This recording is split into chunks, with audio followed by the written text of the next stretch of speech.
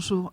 Donc je ne vais pas m'attarder sur la chaire handicap, emploi et santé au travail parce que sinon on aurait besoin de plus de temps. On va se centrer sur un des projets, le projet Coquinum.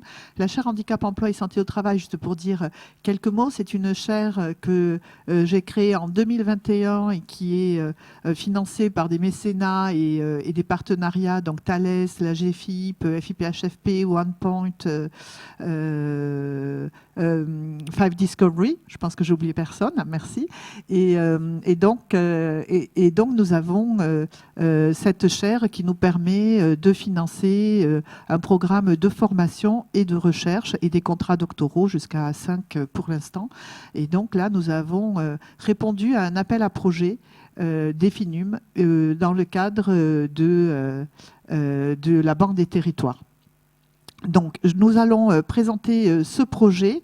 Effectivement, cet appel à projet des FINUM, de quoi s'agissait-il? Il s'agissait de répondre à un besoin lancé donc, par le ministère du Travail et la Banque des territoires, qui était de prendre en compte les besoins d'un public mixte.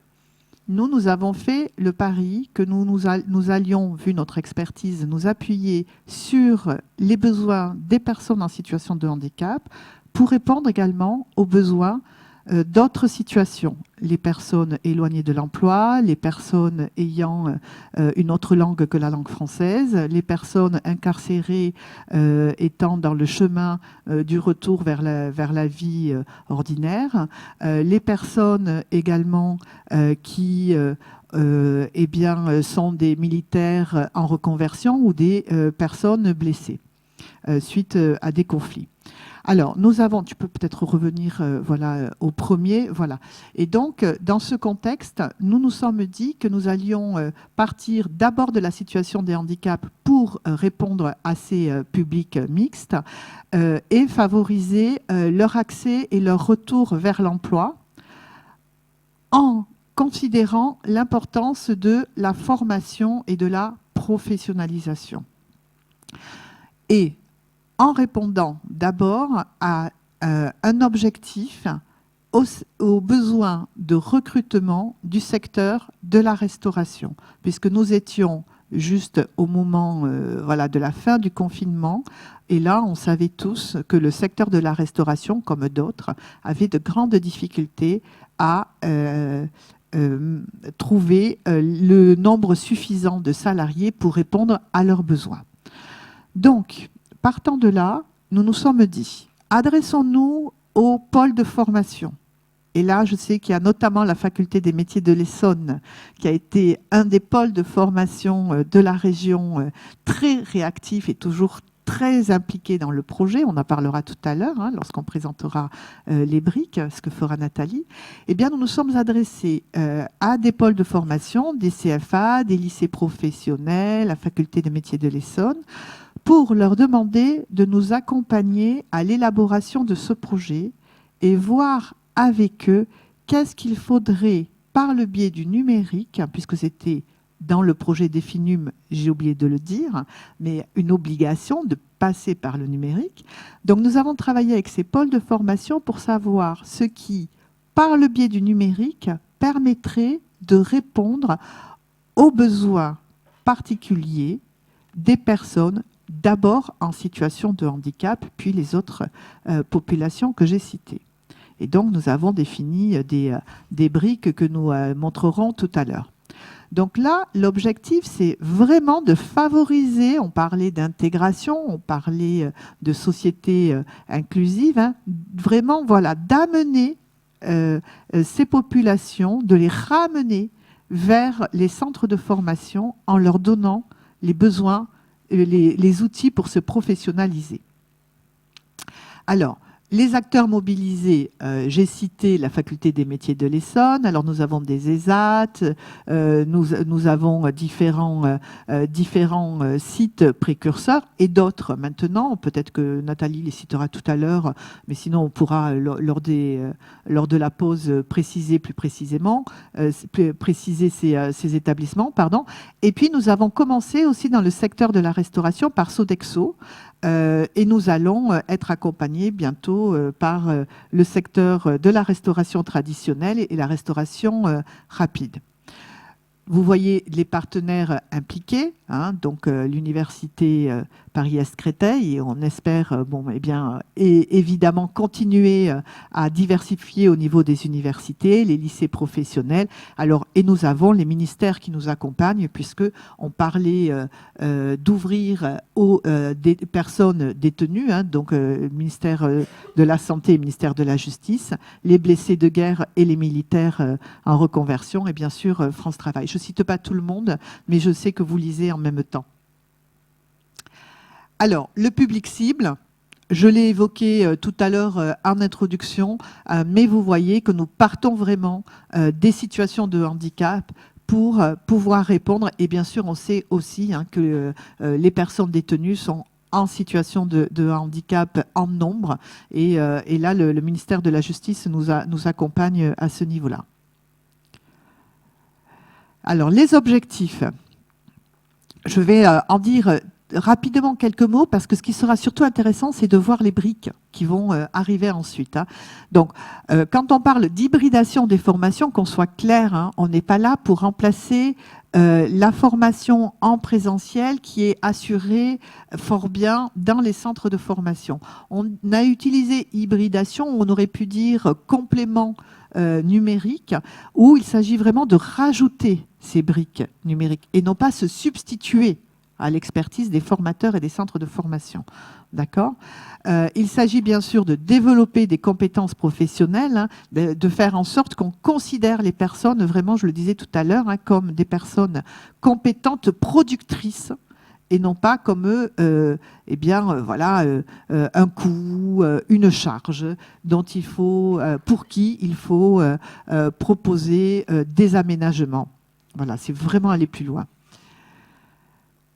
Alors, les objectifs, bien sûr, répondre aux besoins de main-d'œuvre, un accompagnement personnalisé, une création de passerelles entre je ne suis pas en formation, je vais jusqu'en emploi et je reste en emploi, puisque bien Sodexo, qui était notre partenaire premier, nous disait qu'effectivement, les apprentis formés, quand ils rentraient dans le secteur de la restauration, restaient en général moins de 2 ans en poste.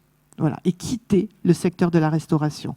Donc là, c'est aussi travailler sur la sécurisation des parcours et la durabilité de l'insertion. Et bien sûr, vous le disiez tout à l'heure, l'importance de faire évoluer le management, l'accompagnement des salariés. Alors, les ressources pédagogiques. Pour développer le goût d'apprendre, je n'en dis pas plus parce que vous verrez avec les briques, pour développer le goût d'apprendre, bien sûr approfondir les compétences, diversifier les modalités, là aussi pour créer une émulation, mais aussi mutualiser. Et là, on remercie à nouveau nos premiers sites fondateurs du projet, et je répète à nouveau tout l'apport de la faculté des métiers de l'Essonne, parce que une des remarques qui a été soulevée très rapidement par les sites de formation, c'est qu'ils travaillaient en silo et qu'il serait intéressant de pouvoir mutualiser. Mais là aussi, vous évoquiez tout à l'heure finalement la facilité de mettre en place des techniques, mais la difficulté de faire évoluer les esprits et les conceptions, eh bien là c'est pareil, hein. C'est toujours plus facile de dire « Ah mais oui, on regrette vraiment de travailler en silo parce qu'on sait qu'on pourrait mutualiser ». C'est très facile pour tout le monde, hein, quel que soit le niveau, de dire ça, et peut-être plus complexe de concrétiser. Et là, vraiment, on a des acteurs très engagés à ce niveau-là. Et ce qui permet justement de pouvoir sécuriser les parcours en sachant qu'on va pouvoir développer les compétences et connaissances de chacun dans cette mutualisation. Et maintenant, je vais laisser la parole à Nathalie pour présenter ces briques numériques. Oui, donc on a dit tout à l'heure, que l'innovation technologique pouvait amener des choses au niveau de l'inclusivité. Et là, dans le projet Cookinum, l'idée, c'est à travers les nouvelles possibilités que le numérique nous apporte, comment on va pouvoir proposer des outils pédagogiques différents qui vont venir compléter la mallette du formateur. Et on a dit aussi peut-être, moi je retiens particulièrement qu'une classe finalement c'est un ensemble de besoins particuliers, et qu'effectivement en ayant des outils différents, des approches différentes, et en répondant à différents types de besoins, eh bien, on va servir l'ensemble de la classe. Voilà. Donc, comme Karine l'a dit tout à l'heure, ce qui est important dans la démarche, c'est que c'est un travail de co-construction avec des organismes de formation, et co-construction aussi avec des apprenants de ces organismes de formation qui ont amené aussi leur feedback sur les pilotes qu'on a pu leur proposer. Qu'est-ce qu'on fait avec ces briques ? On diversifie les modalités d'apprentissage. On va donc apprendre de différentes manières, et tous les outils qui vont être proposés par le projet Cookinum, donc tous ces outils-là seront à disposition des apprenants pendant le parcours de formation, donc, et seront dispensés par le formateur au fur et à mesure du parcours qu'il aura construit en fonction des besoins spécifiques des différents apprenants. Mais ça restera à disposition des apprenants après leur formation, quand ils seront dans le parcours de l'emploi, puisque tous ces outils seront en accès libre. Donc, on travaille selon le principe de l'accessibilité universelle. Voilà, ce qui sera accessible pour certains besoins particuliers sera au bénéfice de tous. Donc, j'y viens. Il y a 4 briques numériques. Donc, une brique qui s'appelle Cookinum Mobile, une application mobile qui va porter l'ensemble des outils avec 3 points d'entrée, le formateur, l'apprenant et l'employeur. Une brique qui s'appelle Cookinum Programme et qui porte en fait une web série en 10 épisodes à travers lequel les apprenants vont peut-être pouvoir s'identifier. Et cette web série est le support de tutoriels plus techniques ou de reportages qui parlent de la vraie vie dans les métiers de la restauration, ou des vraies difficultés que peuvent rencontrer des apprenants dans leur parcours de formation. Nous avons également une brique qui s'appelle Cookinum Skills. Donc là, on propose des modules sous casque, en réalité virtuelle, pour l'apprentissage de certaines techniques. Et enfin, Cookinum Network, qui est la proposition d'une caméra connectée qui peut être utilisée en pédagogie directe en cours, en fait un peu comme on le fait dans le sport, sur l'analyse du geste, et qui est aussi la possibilité de filmer ce qui se passe dans une classe et de mettre des classes en réseau pour des challenges, pour des masterclass, ou pour également donner l'accès, vous disiez tout à l'heure, par exemple, un enfant qui ne peut pas aller dans la classe, il aurait accès, là pour le coup ça serait plutôt des ados ou des jeunes adultes, mais il pourrait participer à la classe alors qu'il est immobilisé ou qu'il est détenu. Voilà. Donc, en vrai, ça donne quoi ? Donc, voilà. Donc, nous avons Cookinum Programme, donc la web série. Donc, c'est 10 épisodes qui parlent donc ça s'appelle Talk Chef. C'est un groupe d'alternants qui sont en colocation et qui vont vivre leur parcours de formation. Ils ont des profils différents, il leur arrive des choses qui arrivent dans la vie de tous les jours des alternants. Ce sont des jeunes, et les différents thèmes qui sont abordés, qui seront là plutôt sous l'axe des habiletés sociales, vont renvoyer dans chaque épisode à des thématiques plus techniques de la formation et puis également des situations de la vie professionnelle ou des situations de difficulté pour les personnes en situation de handicap. Comment ça se passe, comment je vais pouvoir réagir, ça va être quoi les leviers. Donc tout ça, on le voit, mais à travers la vie de ces jeunes et du coup cette série genre Plus belle la vie ou les séries qu'on trouve sur Netflix, enfin c'est le principe en fait. Et pour passer d'un épisode à l'autre, il faudra quand même répondre à un QCM pour vérifier que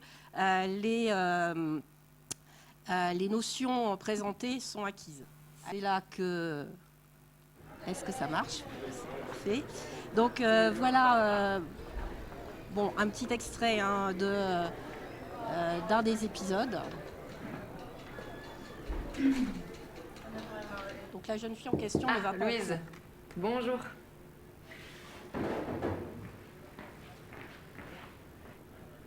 Alors, comment ça va? Au top. Vous êtes sûre? Parce qu'on ne vous a pas beaucoup vu ces derniers temps. Hein. Non, mais c'est parce que j'ai bossé à la maison. J'ai fait plein de choux. Là, j'ai envie de faire des macarons ou un millefeuille. C'est super. Mais c'est à l'école qu'il faut travailler tout ça, Louise. Et puis, il y a les autres matières aussi. D'accord? Si vous continuez comme ça, vous allez rater votre année. C'est ce que vous voulez? Non. Bon, vous en êtes... Donc ensuite, on a la possibilité donc, de présenter certaines thématiques sous casque, en réalité virtuelle. Donc là, il s'agit d'acquérir des compétences opérationnelles sur un certain nombre de points du référentiel et également des compétences comportementales. Il y a dans l'utilisation de ces capsules, également des quiz de validation des connaissances et possibilité de récupérer en fait pour le formateur les résultats de ces quiz et du coup après on peut voir la progression des apprenants. L'idée aussi là va être de présenter sous forme de scénarios en réalité virtuelle, des situations qu'on ne peut pas expérimenter en vrai dans une cuisine. Par exemple, un feu de cuisine. On ne va pas faire ça en vrai pour voir comment il faut réagir. Ou quelqu'un qui se coupe, ou quelqu'un qui glisse. Voilà.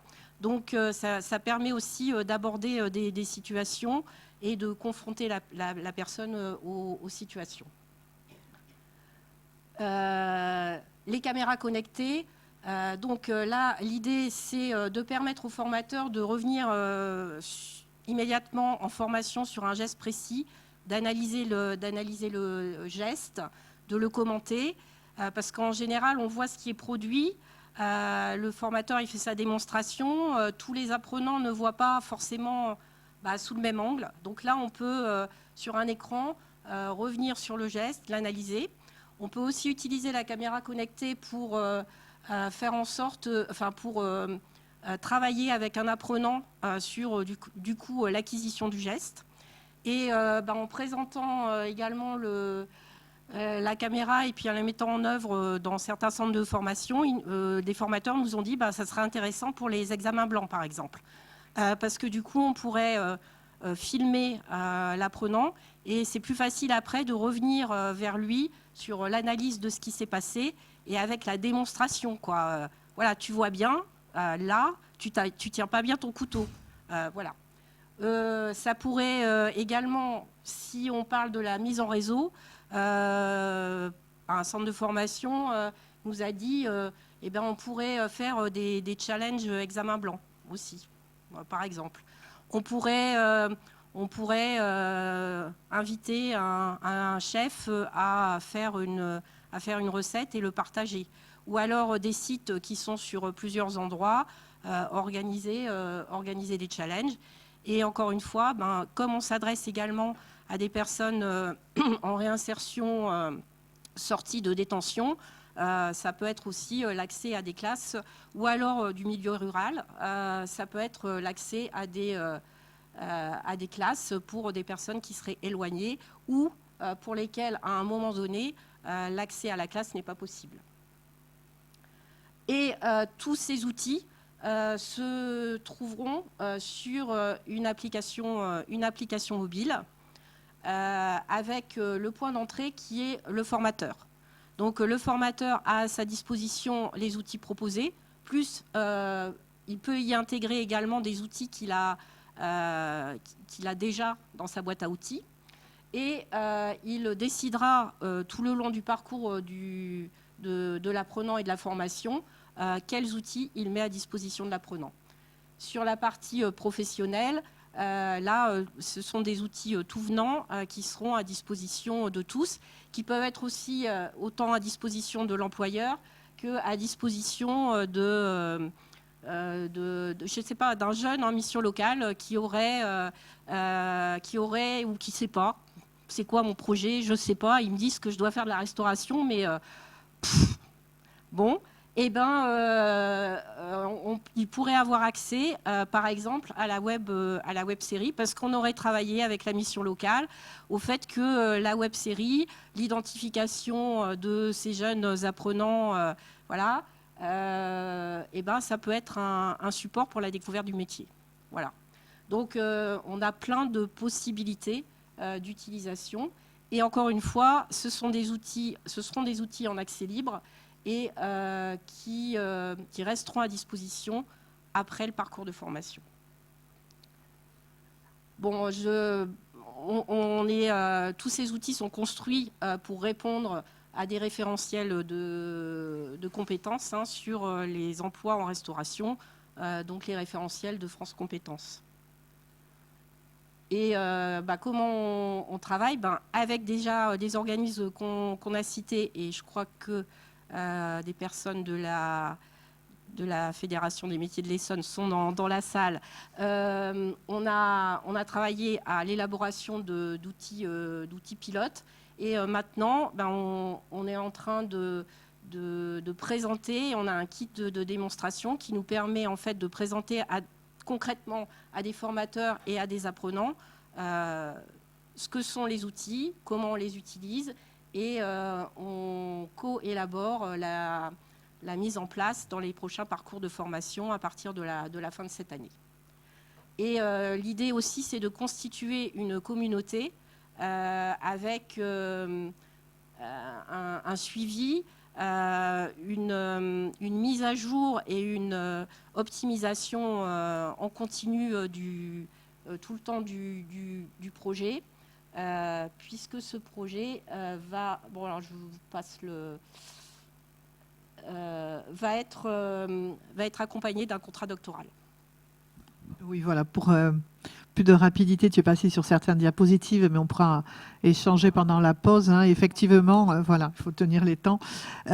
Effectivement, il y a un contrat doctoral qui est associé à ce projet. Alors nous, on a d'abord préféré avoir une approche empirique sur le terrain, co-construire avec les acteurs du terrain qui savent ce qui se passe, qui savent quels sont leurs besoins, ce qui est possible ou pas sur les sites. Et là, prochainement aussi, on va aller dans un centre pénitentiaire pour voilà, travailler vraiment au cœur des projets. Ça devrait être à Vivonne, à Poitiers. Eh bien, on a préféré partir voilà, de créer ces briques numériques et les tester. Elles vont être déployées à la prochaine rentrée de manière plus généralisée, pour en même temps développer un projet de recherche, mais rien que maintenant. Et non pas développer d'abord un projet de recherche, voir où on arrive et ensuite mettre en œuvre. Et donc là, je remercie encore tous les acteurs qui ont bien voulu renverser la méthodologie scientifique plus traditionnellement utilisée en France, mais pas forcément partout.